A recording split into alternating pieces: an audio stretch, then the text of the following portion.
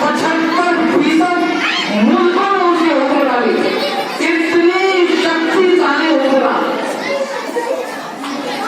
हिंदुस्तान में।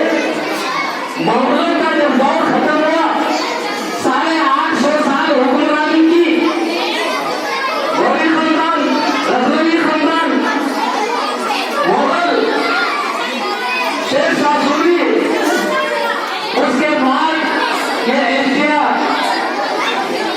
तजारत के नाम पर को शहीद किया गया। शहीद ही नहीं किया, सबका सर कलम कर करके जाले में।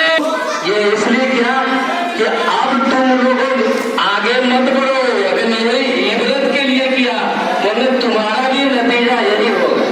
आज भी निकले और बोलेगा, बहरहाल तफसील में जाने की जरूरत नहीं है। इस मुल्क जीनेगा, उसके माल को हड़प। एक सेकुलर मुल्क होगा, यहाँ की आईन सेकुलर होगी। सेकुलर के माने क्या आते हैं? सब के लिए बराबर। मुस्लिम हो, सिख हो, ईसाई हो, बौद्धिस्ट हो, पारसी हो, किसी का कोई हुकूक और किसी का कोई हक नहीं छीन सकता। संविधान का चलता और ये निजाम है अल्लाह का।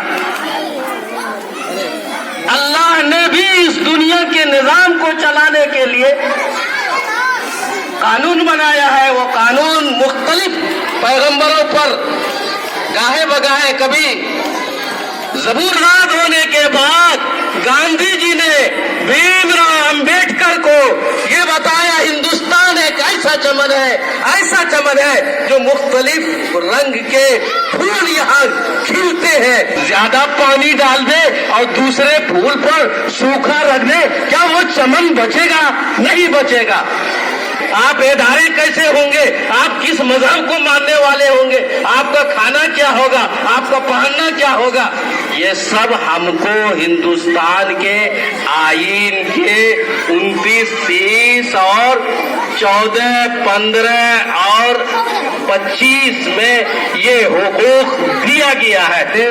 संविधान को, मेरे दफात को अगर छेड़ोगे तो फिर हम छोड़ने वाले नहीं। उससे ज्यादा कोई कुर्बानी दे रहे हैं तो वो हिंदुस्तान के वो खवातीन है।